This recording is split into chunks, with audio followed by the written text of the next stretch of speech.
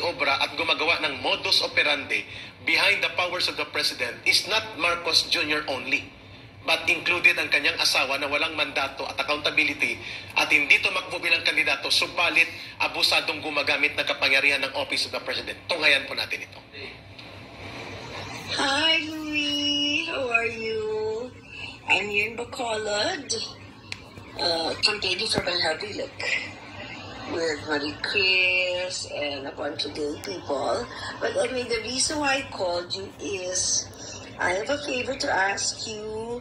We gave all the documents na to Mila, but syempre iba pag tumawag ka. A good friend of ours, Francis Chua, basically has a problem in Istanbul, in Turkey, so he went to court. The judge issued an order in his favor. So now we're just having everything authenticated so that it can be served in the embassy in Istanbul, right? So Mila has all the documents. I won't bore you with the details, but if you could call Mila and just give it a little push. Everything's above board, don't worry. I'm very good at that. But yeah, that's it. So I hope to see you soon. Hi, Katrine. How are you? Okay, so this is my latest Marie test because out. No more chief of staff, no more nothing. Umalis na siya, he packed his stuff. Between you and I, he even tried to sweet talk Bong. Huwag na ako ikwento dito, but na parang kawawa naman siya, ganyan-ganyan yung pamilya niya. And Bong just stood firm and said, you know, it's untenable na I think you have to go. Mag-break ka muna, and then bahala na ako. But, you know, hindi, basta out na siya. So that's the end of that. Another thing that's been brewing is Trixie naman, nagwawala. Paying,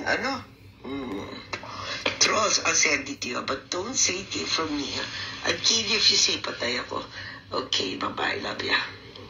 Attorney Vic, nabulgar sa taong bayan ito. I'm really shocked at the way she talks now about high officials and the positions and the way she views it, like she's giving away candy or something. But these are positions that are so important, no? And she trivializes it and as if she owns it, no? And this is scary. She has given us a screenshot into the mind process. Therefore, of this administration. Attorney Vic, your reaction, hindi pala totoo na nagbitiw ka lang. Ikaw talaga ay minaniobra. Well, alam ko minamaniobra na ako.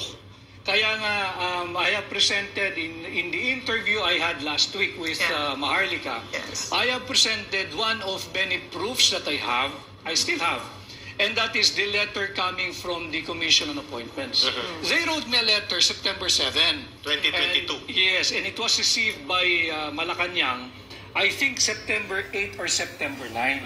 And ladies and gentlemen, I have long decided that I'm not going to stay long hanggat ganyan ang kalakaran.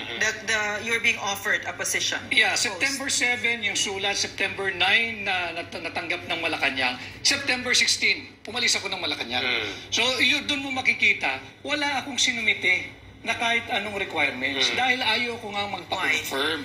Why? Because I will not let them take away my self-respect, dignity, and honor. Claro. When I sit down there sa confirmation process, ang lakas na ng usapan eh. May nagtutulak, may naglalabi na wag ako i-confirm. And in fact, the President asked me, what is there that you cannot answer? To which I replied, nothing. Kaya ko sagutin lahat yan. Ang problema dyan, pag upo mo, hindi tatanggap ng tamang sagot. Yun, kasi... So sabi ko, exit na ako. At okay naman ako. And doon nga lumabas yung position ng Chief of Staff. So you were saying may demolition job?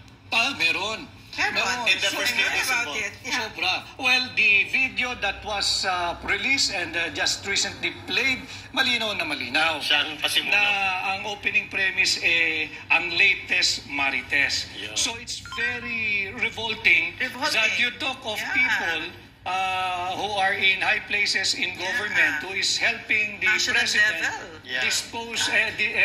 dispense with the day-to-day functions of the administration, pinag-uusapan ng chismis at inilalako pa. And way she delivered it, parang sa palengke lang. Nagtatawad ng tungkol sa talong at okra. Well, But she's talking about high positions in government, you as the executive secretary and the presidential communications officer ng Pangulo. And she's the first lady. And she's the first lady, No? na hindi dapat ito ginagawa ng isang matino at may ethics at may professional standard and sense sa kanyang dignidad bilang tao na gumamit ng mga bayaran na operatiba niya na tinatawag niyang I love you, Tonying.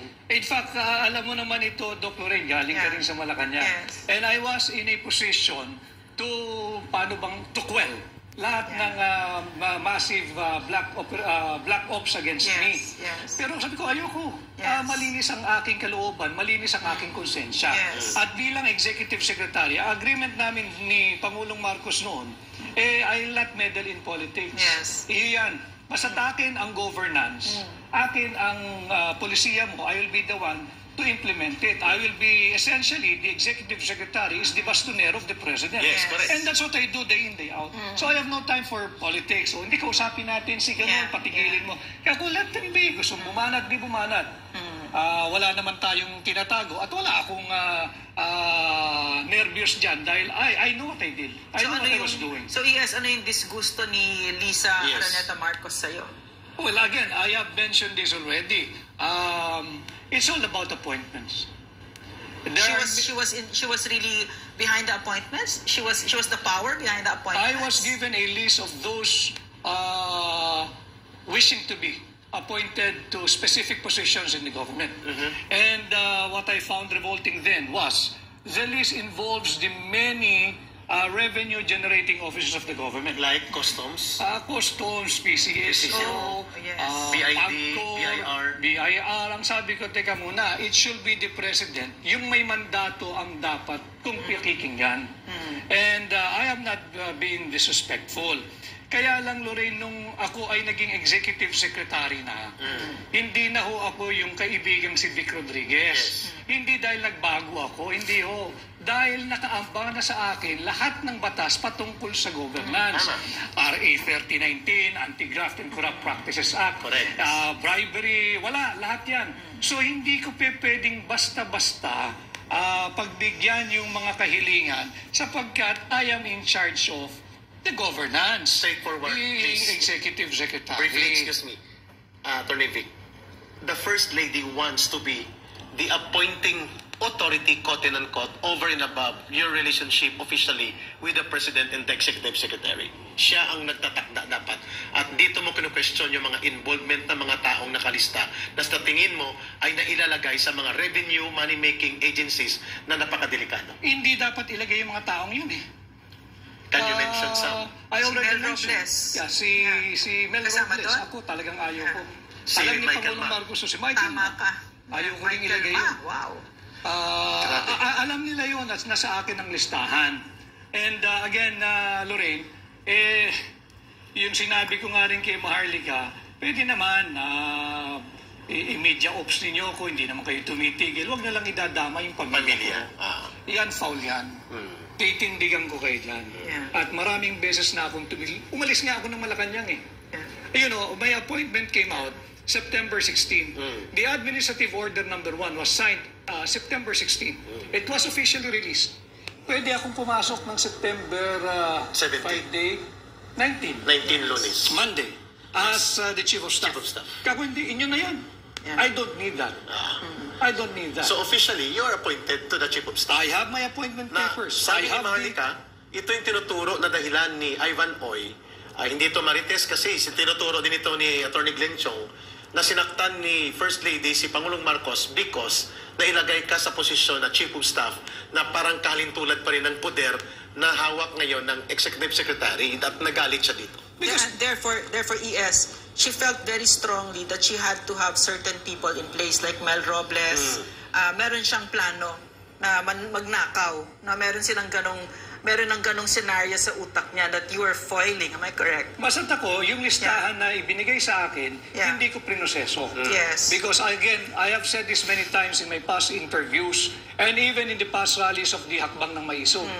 I will always side with the Filipino people. Tama. Hindi ho ako mag-aatubili na tumindig kasama ang taong bayan. Yun ang nagluklok, yun ang naghalal kay Pangulong Marcos noong May 2022 election. At yun ang ating dapat paglingkuran, hindi yung personal na interes o hindi yung mga iilang malalapit o bahagi ng pamilya ng mga nanunungkulan. Yun. Attorney Vic, itinuturo po na itong si Michael Ma na na-appoint ni Pangulong Marcos Jr. through the operations ni Lisa Marcos na asawa niya ay involved sa maraming questionabling mga kasindikatuhan, smuggling. Na-appoint ito bilang special envoy to China. Equivalent yata yan sa presidential advisor na parang secretary din ang equivalent na kanyang posisyon. Ganon din po kay Mel Robles na ngayon ay kino-question ang sindikato na operation. Naging gatasan ang PCSO weekly, lalo na yung e-lotto, yung parang STL online na pinapasugan ang taong bayan, subalit walang nananalo na totoo kundi kinukobra nila ang pondo milyon-milyon weekly. Attorney Vic, no?